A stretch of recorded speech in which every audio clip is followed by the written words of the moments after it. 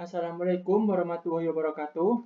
Saya Dian Bahari, NIM 16090098 dari kelas 8A ingin mempresentasikan tentang Jurnal International Student Attitudes of Software Piracy and Related Issue of Computer Ethics, atau dalam bahasa Indonesia yaitu sikap siswa pada piracy atau pembajakan konten atau perangkat lunak dan isu-isu terkait etika komputer. Jurnal ini adalah karya dari Robert M. Siegfried, Associate Professor, Department of Mathematics and Computer Science, Al-Dhabi University. Ya, saya lanjut. Pengenalan. Dari semua masalah dalam etika komputer, duplikasi perangkat lunak yang tidak sah atau pembajakan perangkat lunak telah menarik banyak perhatian. Bill Gates menuliskan dalam An Open Letter to Hobbies, di mana ia menyamakan pembajakan perangkat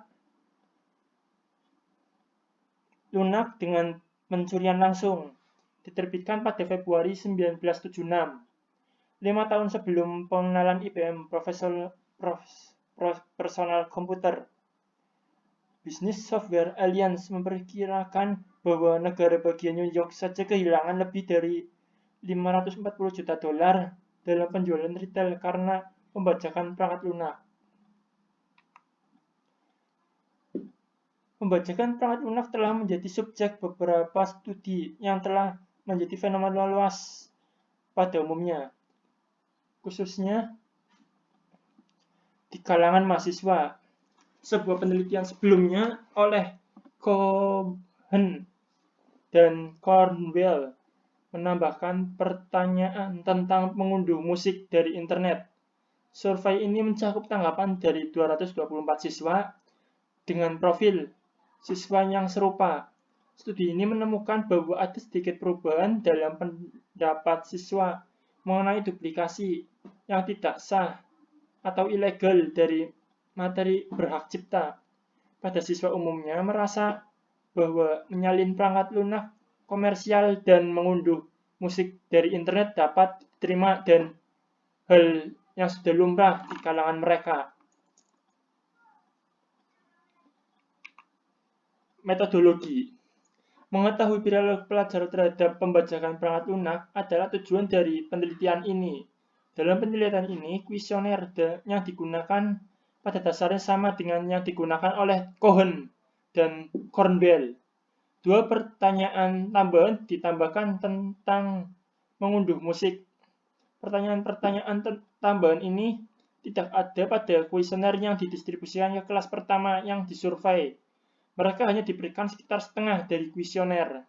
Selanjutnya, untuk menentukan apakah kehadiran pertanyaan tambahan mempengaruhi tanggapan atas pertanyaan awal, para responden juga ditanyakan tentang sikap mereka terhadap privasi dan penggunaan perangkat keras, pekerjaan, dan data milik orang lain. Selanjutnya, siswa tidak diminta untuk mengkelompokkan diri berdasarkan tahun, jenis kelamin, ras, atau informasi identitas lainnya. Sims 1996 menunjukkan bahwa siswa yang lebih muda dan siswa pria lebih cenderung melakukan pembajakan perangkat lunak. Mengabaikan pertanyaan seperti ini membuat lebih sulit untuk mengidentifikasi siswa yang mengisi kuesioner, dan itu membuat jawaban mereka lebih anonim. Oleh karena itu, siswa cenderung lebih jujur. Kelas-kelas yang disurvei adalah semua kursus pengantar, dengan sekitar setengah siswa menghadiri Universitas Al-Dhabi dan setengah lainnya di Saint Peter's College. Kursus-kursus ini dipilih untuk memastikan bahwa tidak ada tumpang tindih, yaitu bahwa siswa di satu kelas tidak ada di kelas lain.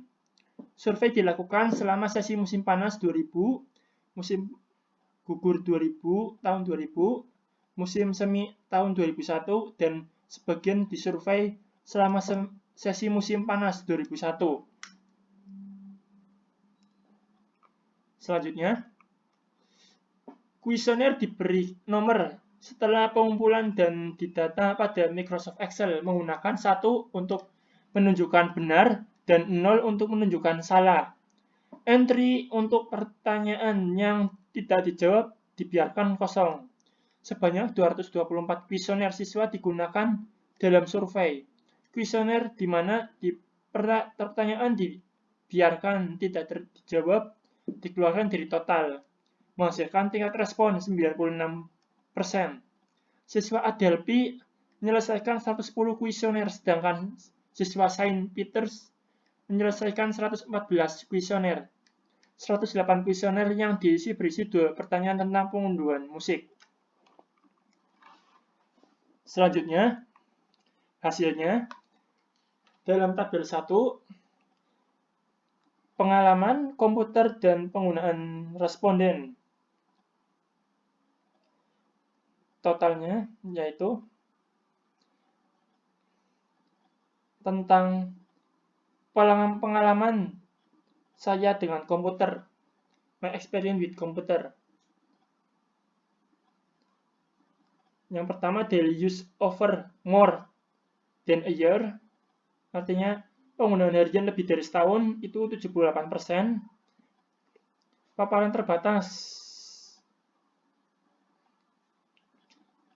tetapi selama lebih dari 1 tahun, atau limited exposure but for more than a year itu 17%. Extensive exposure but less than a year itu artinya exposure yang luas tetapi kurang dari setahun itu 1%. Only passing experience itu 3%, artinya hanya melatih pengalaman 3%.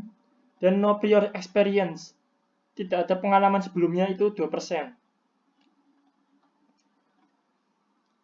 Saya menggunakan perangkat lunak. Bagian saya penggunaan perangkat lunak itu ada on my job, pada pekerjaan saya itu 47%. For class I take, untuk kelas saya diambil 90%. For recreation atau untuk rekreasi itu 79%. Selanjutnya, pada tabel 2, yaitu persepsi siswa tentang pembajakan perangkat lunak atau student perception of software piracy. I think that most people copy commercial software interesting to buy it. Saya pikir kebanyakan orang menyalin perangkat lunak komersil alih-alih membelinya, itu 68%. I think most the student copy commercial software interesting to buying it. Saya pikir sebagian besar siswa menyalin perangkat lunak komersial alih-alih membelinya, 78%.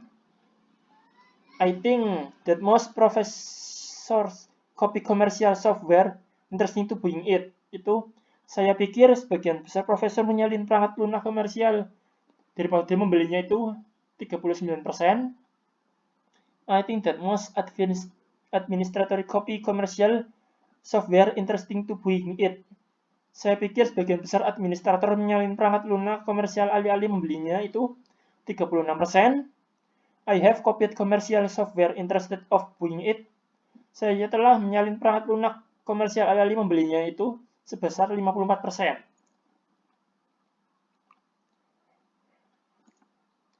Tabel 3 tentang attitude on software piracy, sikap terhadap pembajakan perangkat lunak.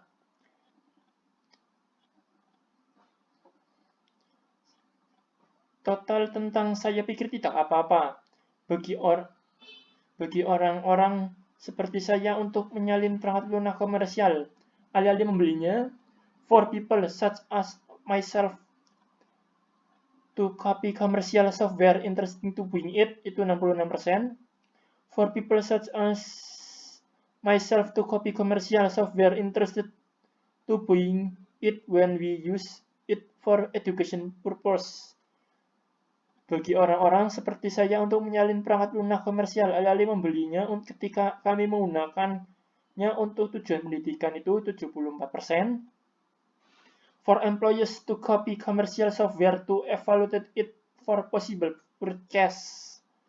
Artinya, bagi karyawan untuk menyalin perangkat lunak komersial untuk mengevaluasi kemungkinan pembelian itu 54%. Selanjutnya, tabel 4. Tabel 4 yaitu tentang sikap tentang kepemilikan dan legalitas perangkat lunak, menyalin perangkat lunak maksud saya. Untuk bagian it's okay to use university-owned software at home. Artinya tidak apa-apa menggunakan perangkat lunak milik universitas di rumah. To complete university assignment. Untuk menyelesaikan tugas universitas itu 90%. For my personal use. Untuk penggunaan pribadi saya itu 58%. Untuk bagian I think that it is illegal for people such as myself to copy commercial software interested to buying it. Yang artinya, saya pikir sah bagi orang-orang seperti saya untuk menyalin perangkat lunak komersial, alih-alih membelinya. Always, selalu 37%. When used for school work, saat digunakan untuk pekerjaan sekolah 40%. Never, tidak pernah 25%. Lalu, tabel 5, sikap tentang mengunduh atau mendownload musik.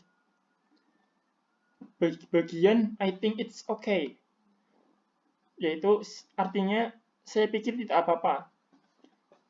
To download music from the internet, artinya untuk mengunduh musik dari internet 82%. To download music from the internet if the musician say it's okay. Artinya untuk mengunduh musik dari internet jika musisi mengatakan tidak apa-apa 84%. Selanjutnya tabel 6. Tabel 6 yaitu tentang sikap terhadap privasi.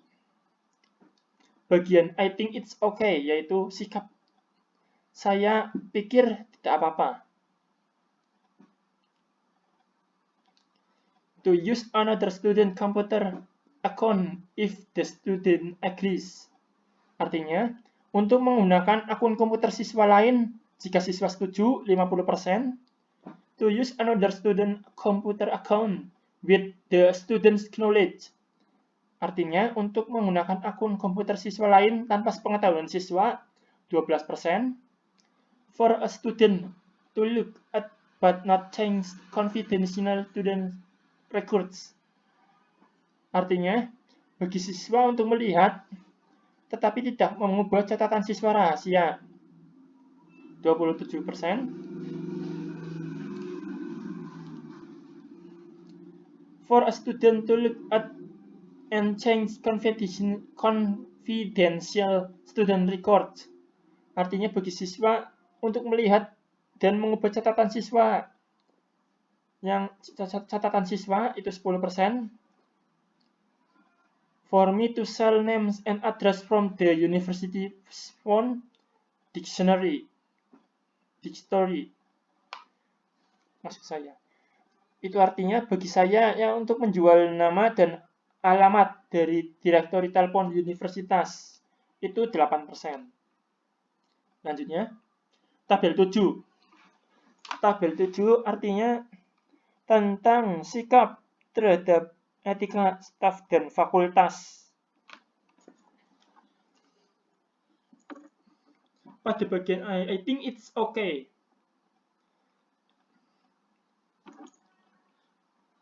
Atau artinya, saya pikir tidak apa-apa.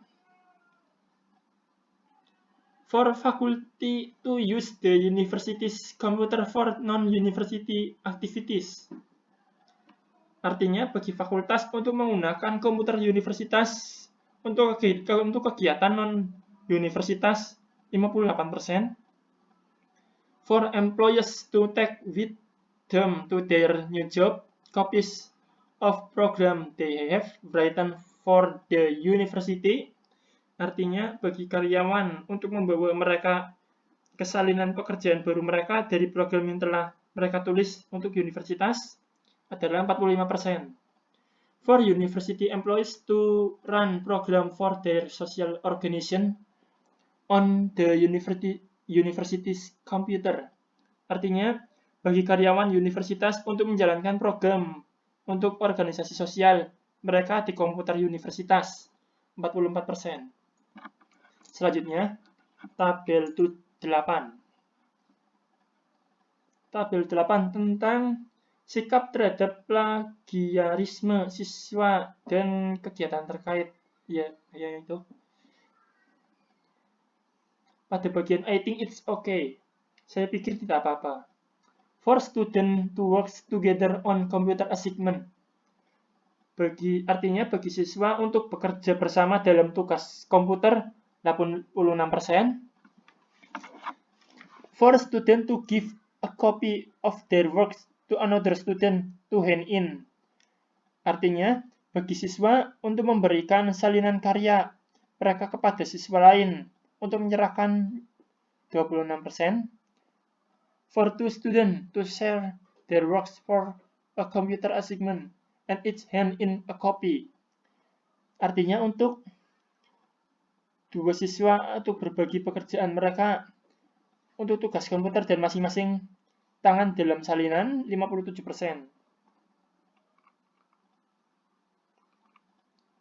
Selanjutnya tabel 9, yaitu sikap terhadap properti menggunakan komputer universitas untuk kepentingan pribadi.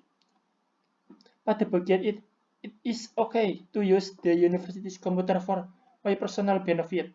Artinya, tidak apa-apa menggunakan komputer universitas untuk keuntungan pribadi saya. If it has no adverse effect of the other, artinya jika tidak memiliki efek buruk pada orang lain 90%.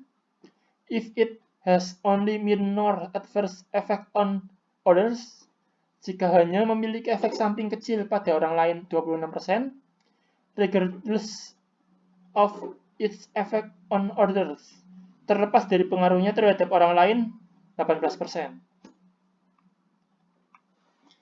Tabel 10, yaitu tentang sikap tentang properti dan legalitas perangkat lunak menyalin dalam berbagai keadaan.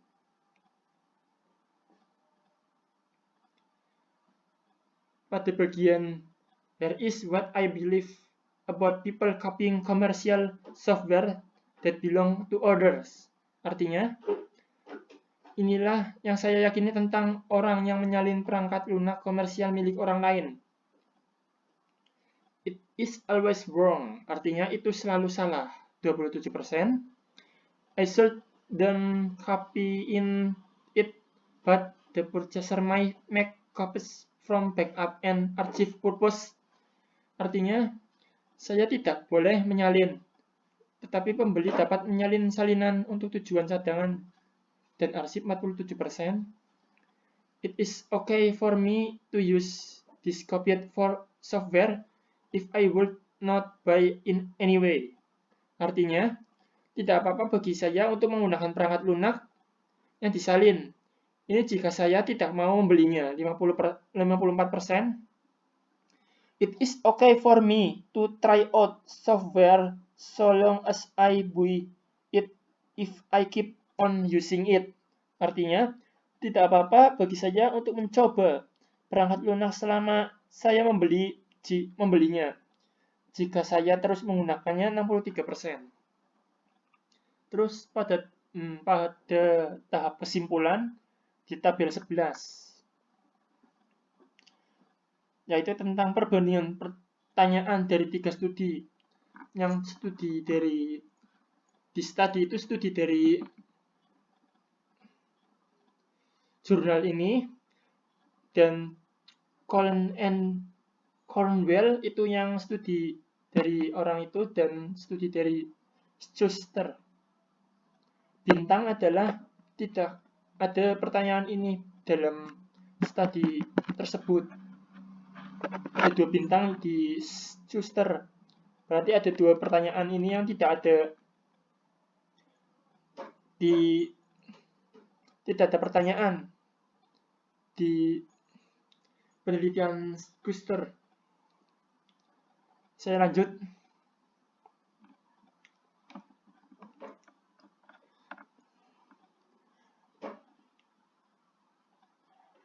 I think that most people copy commercial software interesting to buying it. Artinya, saya pikir kebanyakan orang menyalin perangkat lunak komersial alih-alih membelinya untuk di study yaitu penelitian ini 68%, untuk penelitian Cohen and Cornwell 69%, untuk penelitian Kuster itu tidak ada. I think that most student copy commercial software interesting to buying it. Artinya saya pikir sebagian besar siswa menyalin perangkat lunak komersial alih-alih membelinya. Untuk penelitian ini 78%, untuk Cohen and Cornwell 86%, dan untuk penelitian Kuster 96%. I think that most professor copy commercial software interesting to buying it.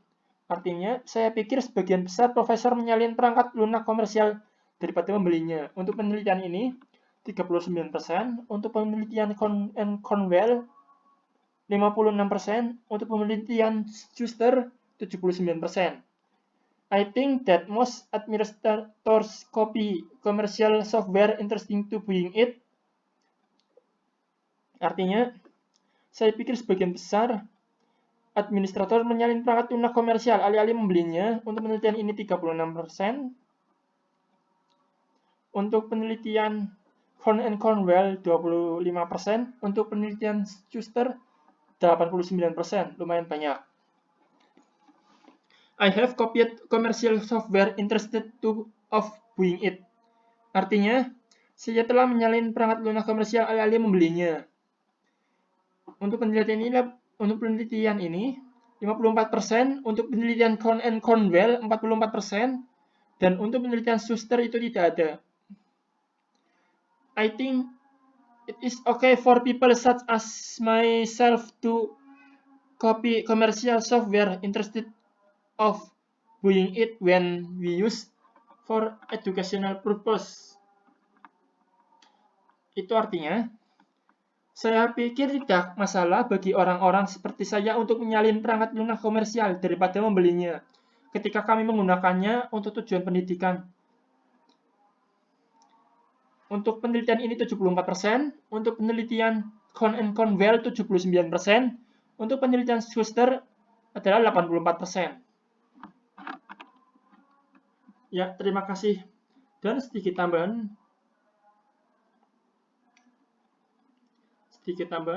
untuk presentasi ini sekaligus review, yaitu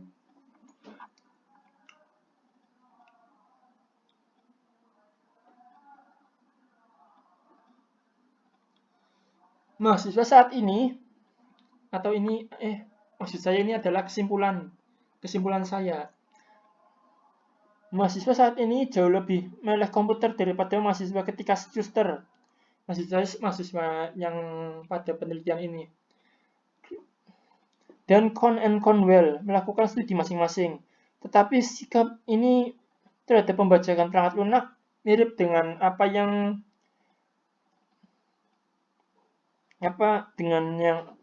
mereka lakukan pada waktu itu. Sementara berbagai penelitian telah menunjukkan bahwa seseorang dapat membuat profil pembajakan perangkat lunak atau budaya yang lebih mungkin untuk mendorong pembajakan perangkat lunak. Tidak ada rasa di kalangan mahasiswa bahwa menyalin secara tidak sah perangkat komersial adalah salah. Dan tidak ada indikasi yang jelas bahwa kepercayaan ini menjadi lebih atau kurang lazim bagi mahasiswa. Dan terus ada lagi sangat jelas bahwa siswa tidak melihat masalah dengan mengunduh musik melalui internet. Izin dari artis yang musiknya mereka unduh tidak signifikan dalam membentuk pendapat mereka tentang masalah mengunduh musik. Bahkan ada responden di Aldapi yang berpikir bahwa mengunduh dapat diterima kecuali jika musisi mengatakan bahwa itu boleh-boleh saja. Ya, popularitas yang dinikmati Napster dan bahwa Kaze saat ini nih tampaknya menyeratkan bahwa sentimen yang diungkapkan oleh responden itu cukup khas dan dari mahasiswa pada umumnya. Terus ada lagi pembajakan perangkat lunak dan pembagian yang tidak sah atas musik yang dilindungi hak cipta. Keduanya menunjukkan rasa tidak hormat mendasar terhadap hak kekayaan intelektual. Orang akan mengharapkan beberapa indikasi bahwa sikap yang lebih permisif terhadap pembajakan perangkat lunak membuat orang lebih cenderung memiliki sikap permisif terhadap mengunduh musik. Koefisien dan kolerasi untuk pertanyaan tentang menyalin perangkat lunak dan mengunduh musik adalah 0,40%. Maksud saya 0,40 yang menunjukkan kolerasi positif, sedang sepertiganya penuh responden yang melihat tak ada salahnya mengunduh musik tidak menganggap menyalin perangkat lunak komersial sebagai oke. Jadi artinya mahasiswa sebagian besar berpikir tidak masalah mengunduh musik, tidak masalah mengunduh file-file yang memiliki hak cipta. Dalam penelitian ini, mahasiswa masih memiliki pemikiran seperti itu. Maka dari itu, penelitian ini sebagian besar hasilnya yaitu mahasiswa masih memiliki kecenderungan untuk memanfaatkan software bajakan atau file-file yang memiliki hak cipta untuk dikelola atau dimanfaatkan sendiri. Dan itu adalah presentasi dari saya. Mohon maaf apabila ada kesalahan kata-kata karena maaf apabila ada kesalahan kata yang kurang jelas dan masih sedikit menyimpang. Saya ucapkan terima kasih atas perhatiannya.